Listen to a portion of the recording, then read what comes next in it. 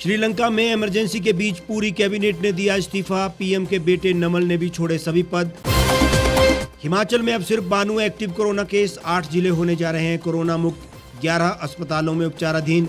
पिछले 24 घंटे में 8 मरीज मिले। पेट्रोल डीजल के बाद सीएनजी ने भी दिया झटका। सरकार चौतरफा घिरी लेकिन समाधान नहीं हो पा रहा है। और कई राज्यों में तेज आंधी और भारी बारिश के आसार। दिल्ली में चलेगी लू। राजस्थान में टूटा गर्मी का रिकॉर्ड।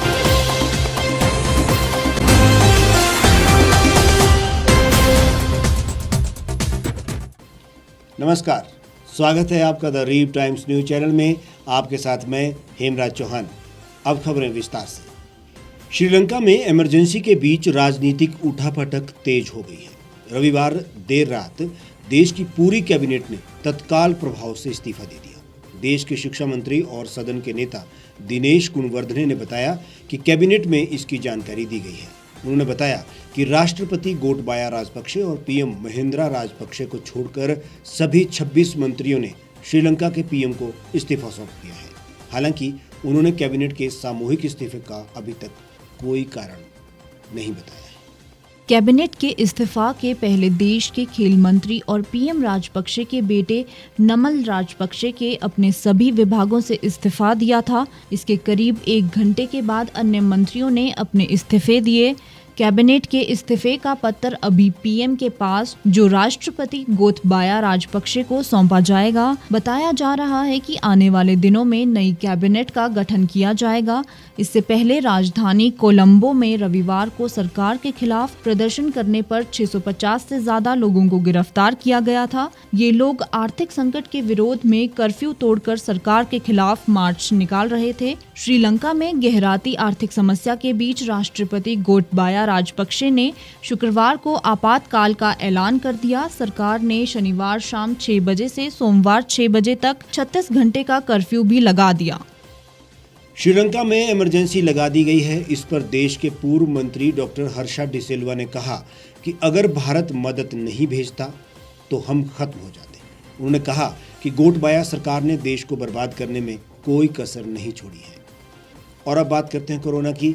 हिमाचल प्रदेश जल्दी ही कोरोना मुक्त हो सकता है। राज्य के 8 जिलों में 10 से भी कम मरीज रह गए हैं। लाहौल स्पीति जिला बीते 6 दिन से कोरोना मुक्त है। अब सिरमौर, किन्नौर, बिलासपुर, हमीरपुर, कुल्लू, सोलन और ऊना जिला भी कोरोना से मुक्ति की दहलीज पर पहुंच गए हैं। प्रदेश के सबसे बड़े कांगड़ा जिले में सबसे ज्यादा 20 एक्टिव केस शेष बचे हैं, जबकि चंबा में 18 सक्रिय मामले रह गए हैं। राहत की बात यह है कि अब पॉजिटिविटी रेट भी 1% के आसपास चल रहा है, यानी 100 लोगों की जांच करके 1 मरीज मिल रहा है। बीते 24 घंटे के दौरान भी मात्र 8 नए केस मिले। 8 जिले ऐसे हैं जहां एक भी नया केस नहीं आया। प्रदेश भर के अस्पतालों में अब मात्र 11 कोरोना मरीज उपचाराधीन हैं। राज्य के सबसे बड़े आईजीएमसी अस्पताल शिमला में भी मात्र 1 मरीज रह गया है। हालांकि कोरोना को हम मात देने में कामयाब होते नजर आ रहे हैं, लेकिन खतरा अभी भी पूरी तरह से टला नहीं है। परिवहन की बसों में जिस प्रकार बच्चों की भीड़ हो या लोगों की, मास्क ना पहनना बहुत बड़ी चूक साबित हो सकती है। हमें नियमों का पालन करना होगा, क्योंकि विदेशों में, विशेष रूप से चीन में, फिर से कोरोना ने भयानक रूप धारण कर लिया है। आम आदमी पहले ही पेट्रोल डीजल की लगातार बढ़ती कीमतों से परेशान है। उस पर अब उसे एक और झटका लग गया है। अब सीएनजी की कीमतें भी बढ़ गई हैं। इंद्रप्रस्थ गैस लिमिटेड ने दिल्ली में सीएनजी की कीमत में 2.5 रुपए की बढ़ोतरी की है। इसके बाद देश की राजधानी में अब सीएनजी के दाम 64.11 रुपए किलो हो गए हैं। नई कीमतें आज से लागू भी हो गई हैं।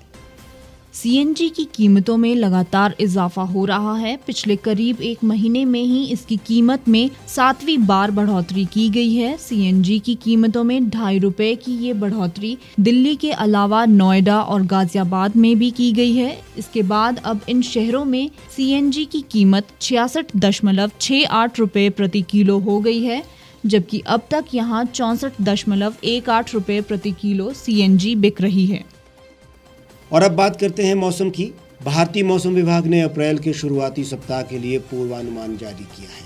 मौसम विभाग ने रविवार को बताया कि भारत के उत्तर पूर्वी राज्यों अरुणाचल प्रदेश और असम मेघालय क्षेत्र में अगले 2 दिनों तक भारी बारिश होगी और इस दौरान तेज आंधी और बिजली गिरने की भी संभावना है। वहीं राष्ट्रीय राजधानी दिल्ली में लू चलने की संभावना है। मौसम विभाग के अनुसार बंगाल की खाड़ी से तेज दक्षिण पश्चिमी हवाएं अगले 5 दिनों तक अरुणाचल प्रदेश, असम, मेघालय और नागालैंड, मणिपुर, मिजोरम और त्रिपुरा में भारी बारिश और आंधी का कारण बनेगी।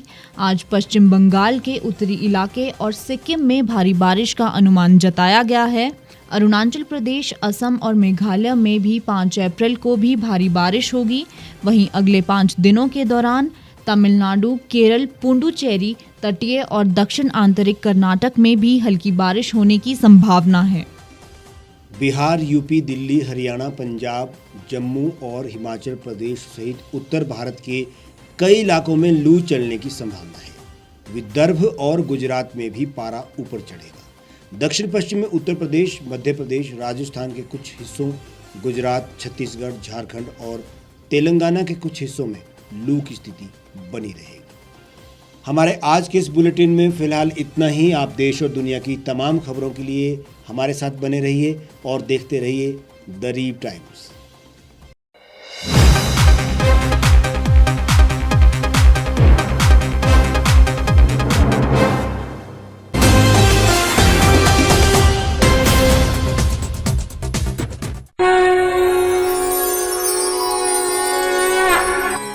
जय मां चंद्रघंटा। आज चैत्र नवरात्रि का तीसरा दिन है और आज मां पार्वती के रौद्र रूप मां चंद्रघंटा के स्वरूप की पूजा अर्चना की जाती है। चंद्रघंटा का अर्थ होता है जिसके सर पर अर्धचंद्र घंटे के स्वरूप में सुशोभित है। शास्त्रों के अनुसार यह चंद्रमा शीतलता और शुभ्र प्रकाश का प्रतीक माना जाता है। इसी कारण मां दुर्गा के तीसरे स्वरूप को चंद्रघंटा कहा जाता है। वहीं भगवती के गले में सफेद फूलों की माला शोभा पाती है और देवी दुर्गा का यह स्वरूप बाघ की सवारी करता है। मां चंद्रघंटा की 10 भुजाएं हैं। प्रत्येक भुजाओं में अलग अलग अस्त्र शस्त्र विराजमान हैं। मां पार्वती का यह रौद्र रूप साहस और वीरता का एहसास कराता है।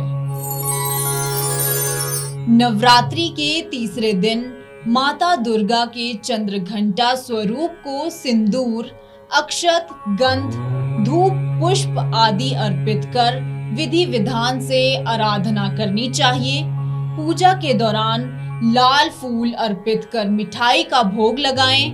मां चंद्रघंटा की आराधना में मंत्र ओम चंद्रघंटाए नमः का जाप करें। दुर्गा चालीसा, दुर्गा सप्तशती का पाठ और दुर्गा आरती का गान करें। आरती के बाद क्षमा याचना मंत्र का पाठ करें।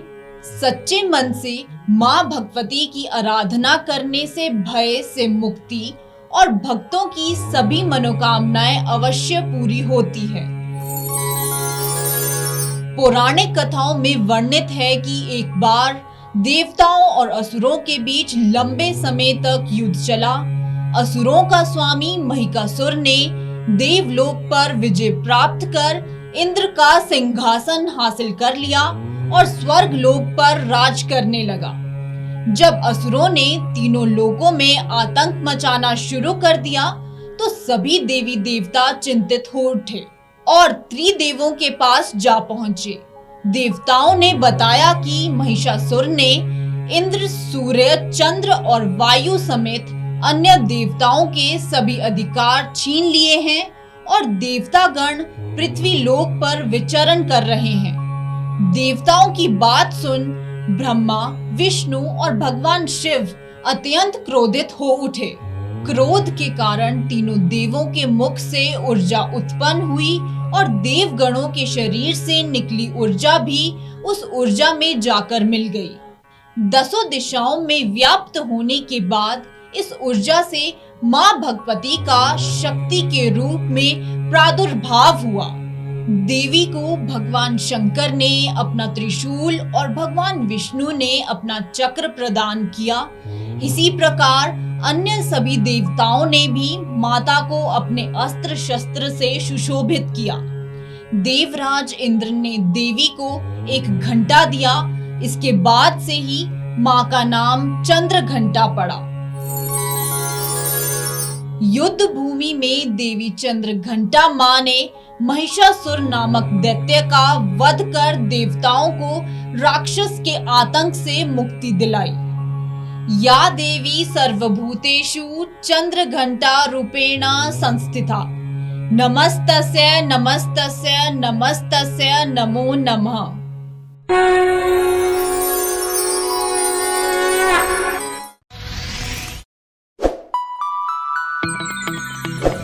खबरों में बने रहने के लिए सब्सक्राइब करें द रीव टाइम्स, लाइक और शेयर करना ना भूलें।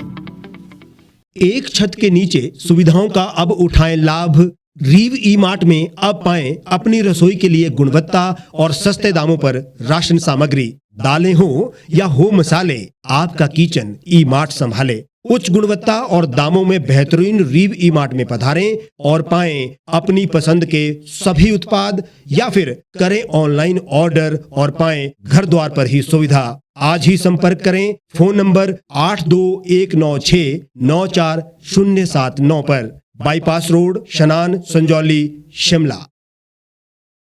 गांव की चौपालों से लेकर संसद के गलियारों तक, गृहिणी के चूल्हे से लेकर निवेश और बाजारों तक, किसानों के हाल से लेकर खेत और खलिहानों तक, शिक्षा और स्वास्थ्य से लेकर खेल के मैदानों तक, संसद के प्रधान से लेकर पंचायत के पंच तक, सेंट्रल हॉल से लेकर ग्राम सभा के मंच तक, हर खबर पर रहेगी हमारी पैनी नजर।